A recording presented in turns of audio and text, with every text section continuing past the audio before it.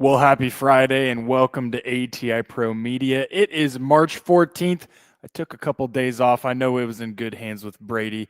It's kind of the opposite, right? When Brady's off, I think everyone gets worried when Connor's by himself. But Brady's not off. He's got his bull sale today, so he will be going live from that. But with that, we had a kind of a negative, I guess, wrap up of the week, right? A lot of headlines. My gosh, talk about a back and forth trade since I've been gone this week. Brady might have to fill me in and give me a quick recap. But we've got grains trading negative again today, right? We've got a few headlines, but I think it still feels like the headline risk, right? Tariffs, not tariffs. That feels like the market movers. I think we do need to look at fundamentals, right? At the end of the day, fundamentals went out even during times like these where we see all kinds of market movers in the headlines. But let's look at what CONAB said for Brazil corn and soybean production. Touched on Argentina, right? They had a strike that was going to affect the soy processing industry. Spoiler alert, they've already got it. Strike has ended. They're back. So, I guess we can't get too bullish on that. But with that, drop a question, right? Anything you want to talk about. March 15th, we're getting wrapped up, right? Crop insurance. You've probably made your decision. Would love to know, which direction you're going, right? Feels like the ECO is probably the big change from year on year, right? We talked about it a lot. It's much more subsidized. I think a lot of people opted to take it, right? And I think you probably a good decision, right? But yeah, with that, we'll go ahead and I'll quote up the markets, right? And then we need to hear from Brady real quick and hear how the bull sale is going. So with that, we'll start it off with maybe the big loser. We've got May corn down 8.5 at 456. Dees corn down right around 3, dipping below 450, right at 449.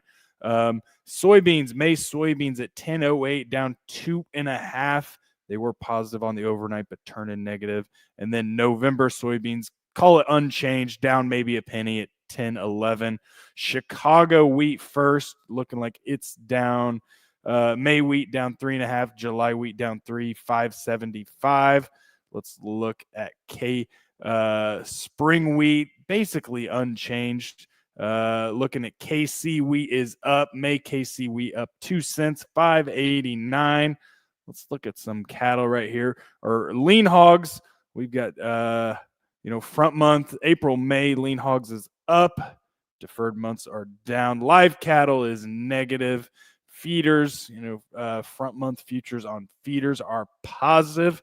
For now, we'll keep looking at that. Let's look at the soybean complex real quick. Looking at soy meal. We've got soy meal down, but I believe, soy oil, right, 41.52. Up a little bit on that May contract on soy oil. Let's look at crude. Nat gas is negative. And then crude oil, we've got crude oil positive. Last one I have is let's look at the S&P 500. Then we'll go ahead and wrap it up. S&P is positive, up 62 at 558. And then last but not least, we got to look at it. We got to look at Bitcoin. Bitcoin is positive as well. Up just over 2,000 at 83,000. So good to see. I'm sure I misquoting it up. I don't do a good a job as Brady. I always say I'm going to get all my quotes organized, right? Get it all nice and neat like he does it. It hasn't happened yet, unfortunately. I'm going to do it, though. So with that, Brady, fill us in. How's it? Has it started yet? Or are you early? Fill us in. We're early. Yeah, our bull sale starts at 1 o'clock, so we got time here. But people came last night, got the bulls here, and people came last night and looked through them and tried to beat the wind. It's supposed to get pretty windy across the whole Midwest and the whole heart of the U.S., but tried to beat the wind here. And I don't know if my wind noise gets too loud, yell at me or mute me, Rick. Okay, but yeah, you sound good right now. Good deal. Good. Yeah, bulls are getting settled in here. I'll give you a big pan shot here. We're at Winter Livestock, and that's where we had our bull sale the last 4 years. Had state basketball here in Dodge City too as well. So it's a big weekend in Dodge City. Got the small towns, South Central, South Gray. They play tonight, and big rivalry. So there's a lot happening this weekend in Dodge. It's a cool weekend, fun weekend. So it's good to have you back though, Connor B. I missed you. I'm glad to be back. Right, quick little family vacation. Took the little kids to a water park. They loved it, but you know how it is. Or is it really a vacation or is it just parenting in a different zip code? We had a blast though. We did, but Right. Well, I heard you got some new tattoo ideas too. Walking around. I did. But Oh my gosh, it's unbelievable. I it is. can't believe it. No. Oh Well, man. yeah. So this week's been a wild week. We've been up. We've been out everywhere. But I think what are we talking about? We're 450 D's corn still. So it's been everywhere. A lot of back and forth. I think the trade's trying to figure out what these headlines mean, what these tariffs mean. Good to see a flash sale this morning. Kind of wild though to see a flash sale. I'll take it. Yeah. We got 218,000 metric tons of corn to unknown destinations, and then I think we had another one. Then 20,000 metric tons of soybean oil for delivery to unknown destinations as well. So yeah, two good flash sales, especially nice to see. Nice to see the corn one. I guess the soybean one as well. But yeah, nice to see. Yeah, 218,000. We'll take it. But yeah, when I look back on this week, we had a USDA report. I was a little bit nervous about being on the road for it. I had my phone ready, and turns out, fears were unfounded because it said a whole lot of nothing. Then we've had the tariff talk, right? It's been a lot of jockeying back and forth and a lot of potential headlines, right? CONAB, USDA report, tariffs. But yeah, when I look at D's corn, it's it's dipping below it, but it's right at 450. It's been some interesting price action, huh? Definitely. Yeah.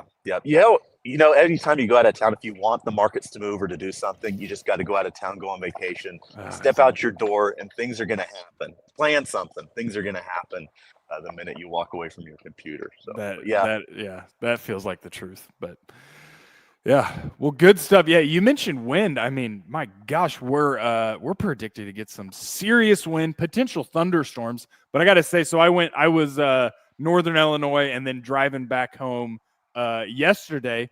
You get south of Bloomington there, not a whole lot of activity north of Bloomington. South there, whole lot being a lot of field work and sprayed, stuff. a lot of field work, a lot of applicators out. And so I don't know the chances. I didn't even look, but rain of the weekend might temper that. But we've got some nice temperatures going into next week. So, that we might see a lot more, I wonder if, more March beans. I don't know. So apparently, get the itch, right? right. According to the corn soy ratio, no one's planting soybeans, right? We're all planting corn. But I didn't see any planters. If you're planting something in Illinois, right? If you got some March beans in the ground, I'd love to know. But yeah, a lot of activity. If the rain stays away, we could see a lot more, I think. So time will tell. I saw a tweet earlier this week, Southern Indiana guy going with some beans down there, and then you talked. What was it? A week or two ago, we had a guy with some beans rolling too. So. That was he did it like the last day in February, right? So then he could say they planted beans. They got to hold a current newspaper up on that. I don't believe it. Let's. Is that last year's photo that they're just tweeting today? That's a good point. But yeah, so hey, if we get this nice weather, my gosh, it's gonna be. It could happen much quicker, but it is also in the Midwest. The temperature could change very quickly, and also it looks like we got a little bit of moisture, a little bit good chance of storms and a lot of wind. So time will tell. Right. Yeah. Definitely don't rule out another. What's this? The false spring they call it. False spring. Another shot of winter that could come our way, maybe. Yeah, exactly. I'm banking on it, but yeah, that's the thing though, is that those early planted beans, right? That's kind of the, it feels like it's, I don't know, it's probably longer than I think, but past 5 years, right? Get them in early.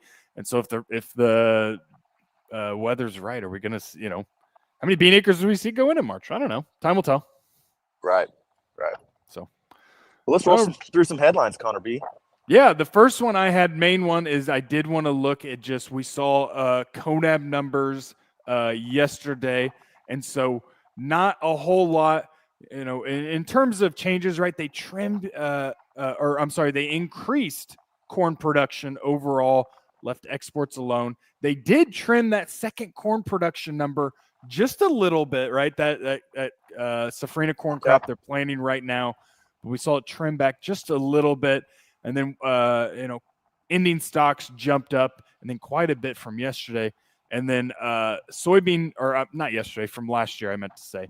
Soybean production, right? They increased it as well. But still a long way away from that. What was the big number? That 170, 172, right? The USDA doesn't have us there. CONAB doesn't have us there, but they did increase it ever so slightly. And so, when we look at CONAB, here's the interesting chart. I talk about it, I think, every time we see a USDA and CONAB report, and this comes from Karen Braun. It's just a good look at it. It just shows you, the difference between what CONAB says they have for corn production and what the USDA says they have. And so, this is very much new territory since 2022 is when it really ramped up, is that, we're consistently 2 to 3% off from what the different reporting agencies are saying. And so just interesting, that we continue to see it.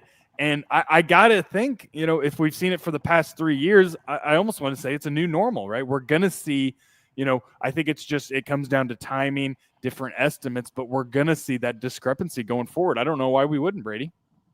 Yeah, it's interesting. It's definitely held a trend there and held a pattern, but I don't know. Jokingly, I think the first liar doesn't stand a chance. That's what thought comes to my mind. I caught a fish this big, and the second guy says the crop's that big. So kind of always maybe playing that game a little bit too. Probably not, but interesting to look at it over time. Here, I had another one. This, again, comes from Karen Brown. It's just looking at Brazil corn. Let's just look at that stocks to use ratio, and it really tells a story of where we are for 24-25, right? They had some, they've had some decent crops, but my gosh, you go back to, what was that, Brady? 22-23, where Brazil corn exports to China just exploded. We're dealing with the lowest stocks to use ratio we've seen in a long time, right? So we can talk about, planting progress. They very much cut up to the 5-year average. The crop is in the ground. We still got to grow it, though. And, that stocks to use ratio is very tight. Yeah, definitely. Yeah.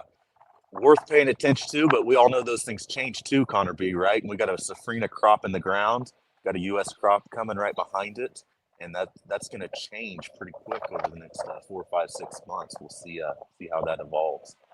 Yeah, absolutely. Hey, the other one, I didn't have any graphics in here, but also looking at South America, Argentina, right? A couple headlines there is that they've caught a few nice rains. Where's my notes at? And so they said caught some nice rains. Forecast is looking much better. They did trim soybean production 46.5 million metric tons. Previously, they were at 47.5, and then they trimmed back their corn estimates too, right? 3 weeks ago, right, we were looking at that GFS forecast in Argentina, and it was hot, it was dry.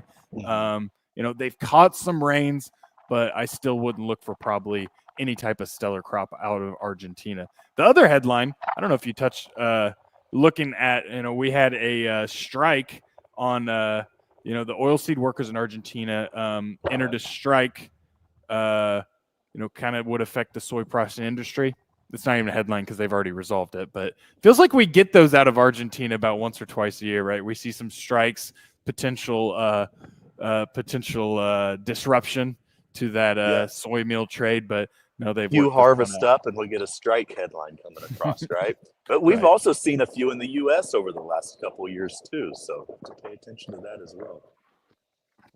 Absolutely. So, and that's the thing, the one thing to remember with Argentina is that they're big, they don't export the raw commodity, right? They're the number one soy meal exporter, right? They crush it in-house and they export soy meal. So that's the number we're looking for when we talk Argentina. When we talk Argentina exports, they're not going to export that raw soybean. It's going to be soy mean, soy oil.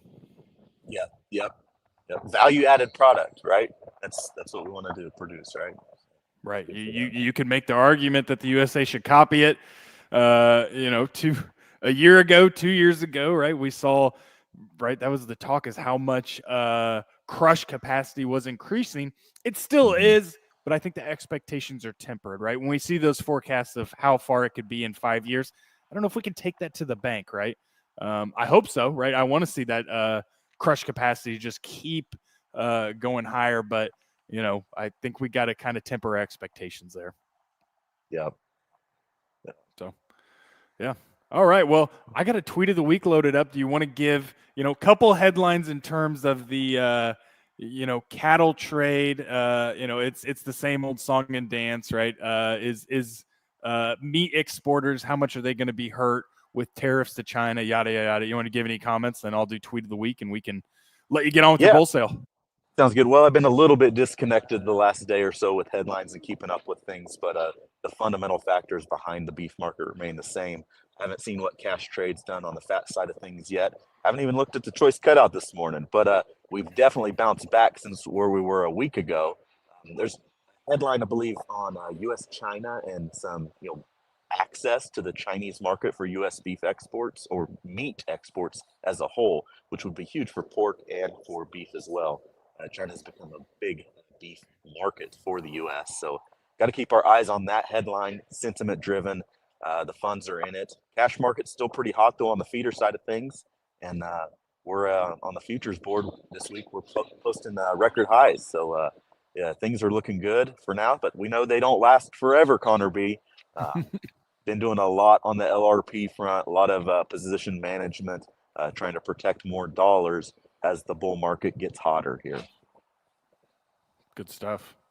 Okay. Well, hey, I got a tweet of the week. Let's get the tweet of the week. I can't wait. I want to see it. It's from maybe one of my favorite Twitter. It comes from Grain Stats, who he's always golden. Oh my gosh! But he found this. I think he just reposted, but he's the one I saw it, so I'm going to give him credit. Is that when we're looking at kind of where the money goes. This one, Farm Journal received $40 million to promote climate smart commodities from the USDA. And so I'm not here to cause any debate, but just the sheer number for climate smart commodities, right? Up to 40 million partnership will support approaches to testing and evaluating climate smart data and information in all segments of agriculture. So we'll be competitive, help farmers and ranchers be competitive in a climate smart marketplace, including access to personalized support devices, coaching, and direct payments for eligible participants. And so, holy crap, just the sheer, just the $40 million. It's like, my gosh. So, ATI Pro Media, right? I want it out there that we can be bought. If you want me to push climate smart practices, right, I will do it for $40 million. Not going to do it for $4. Not probably going to do it for $4,000. $40 million. I think we can go with $39 million, Connor B. I'm negotiable. But holy crap, we see a lot of these with Doge and just where this money's going, and just $40 million for climate smart practices. Unbelievable. Wow. Well, I would like to meet a climate smart coach out there. If you're a climate smart coach, per that headline there, I'd love to interview one and learn a little bit about it too. There we go. I like it. All right, look, I think we got one Good comment, tweet. And then we'll let you get to it. Here we go. Luke, big picture speculative question. Ooh, this is going to be a good one. Who will be in a better position generally in the next 5 or 10 years, livestock producers or row crop and grain producers? Okay, first, here's the only thing, right? Past performance isn't indicative of future results. We got that. Rick, make sure you got that at the bottom. There it is.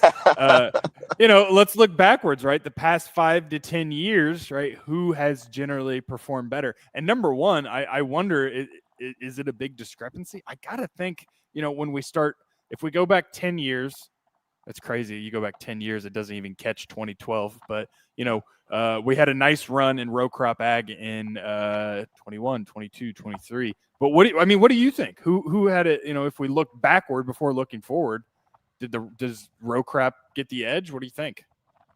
That's a great question. I think is he pitting us against each other here a little bit? I feel like we're getting set up a little bit. But Illinois corn guy cattle guy sitting here, big debate. I don't know, but I'm a big believer that good operators have a chance to make good money if they work hard, put their nose to the grindstone, work hard, and you know, we all face our hurdles out there, whether you're in livestock business or in the row crop farming business, and it comes and it goes, and it doesn't last forever. And we know these Yep. livestock markets won't forever as well, but you got to have a passion for agriculture to be in it. And I think those people who are going to work hard are going to be the winners out there. I'm going to Yep. run for I office or agree. Yeah. something, Connor. That's a great way to not answer the That was a good question. one. I'd vote for you. I'd move to Dodge City and vote for you, no doubt. But yeah, next 5 to 10 years, who the heck knows? But I gotta, when I look at, rancher, farmer, either one in the next 5 to 10 years, right? I think threats is where we look at just managing debt, right? Yeah, Hopefully we get, trending in the right way, but still the cost of money, right? That's just a big component of, a lot of us, a big majority of farmers and ranchers. And I think, the ones that can manage that debt, make sure we're managing money. I think that's as much important as anything else. But, right, I can't predict the next 2 weeks, let alone the next 5 years. So, right. Yep. There's risks on both sides of that business, and it's tough for new producers, I think, to get involved and the capital investment it takes to do both, whether it's livestock or row crop. It takes a lot of capital to be involved in ag, and then with these interest rates and the cost of money where they're at, it's just a big risk, and sometimes you wonder, is the reward worth it? So when I think about that, it comes back down to love of the business and being involved with the passion to do it. I like it. That's a good thing to end on. So, with that, I'd say we go ahead and wrap it up. Good luck with the Yeah, bull sale. thanks. DV auction, 1 o'clock. Come join us. Check it out. Okay. Thanks, All right. Connor Sounds B. Good good. to have you back. Yep. Good to be back. Everyone have a great weekend. See ya. See y'all.